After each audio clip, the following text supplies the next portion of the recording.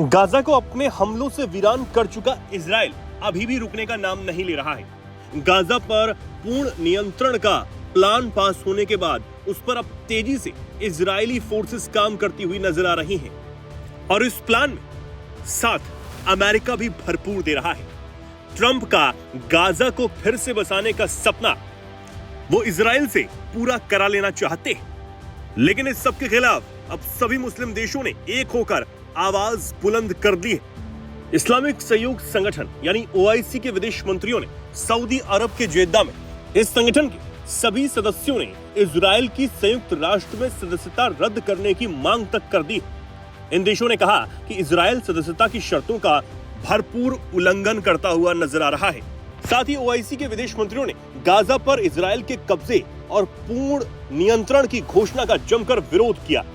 Israel की भरपूर निंदा करने के साथ ही ओआईसी की इस बैठक में सऊदी विदेश मंत्री प्रिंस फैसल बिन फरहान ने इजराइल के अभियान को क्षेत्रीय और वैश्विक सुरक्षा के लिए बड़ा खतरा बताया है। साथ ही उन्होंने गाजा पट्टी में तत्काल युद्ध विराम का आह्वान भी किया और वैश्विक जगत से इजरायली कब्जे को खत्म करने का आग्रह किया है। सऊदी विदेश मंत्री ने ग्रेटर इजराइल बनाने की नीतियों का जमकर विरोध किया और इसकी कड़ी निंदा की। दरअसल इजराइल के हाल ही के हमले से ट्रंप भी सख्ते में रह गए। इजराइल ने सोमवार को गाजा के एक अस्पताल पर एयर स्ट्राइक की थी। हमले में 5 पत्रकार समेत 20 लोग मारे गए थे। ट्रंप ने इस हमले पर कहा कि वो इससे खुश नहीं है। अस्पताल पर लगातार 2 हमले हुए। इस दौरान पत्रकार हमले की कवरेज कर रहे थे। पत्रकारों की सुरक्षा समिति के मुताबिक 22 महीनों में इजराइल हमास जंग में कम से कम 192 पत्रकार मारे गए, जिनमें 189 फिलिस्तीनी हैं। संयुक्त राष्ट्र के मुताबिक गाजा में इजरायली हमलों में मेडिकल प्रोफेशनल से जुड़े 1500 से ज्यादा लोग मारे गए और इन बढ़ते हमलों ने अब इजराइल पर युद्ध विराम करने का दबाव भी बना दिया है। वहीं इजराइल के प्रधानमंत्री बेंजामिन नेतन्याहू ने घटना को दुखद हादसा बताया और माफी मांगी। नेतन्याहू ने इस पर कहा कि इजराइल पत्रकारों, चिकित्सा कर्मियों और सभी नागरिकों के काम को महत्व देता है।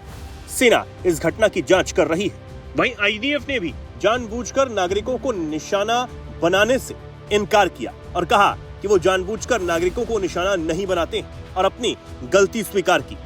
लेकिन ओआईसी की इस बैठक में इजराइल के कदमों का कड़ा विरोध हुआ। न सिर्फ अन्य मुस्लिम देशों ने बल्कि पाकिस्तान ने भी इजराइल पर जमकर हमला बोलने का काम किया।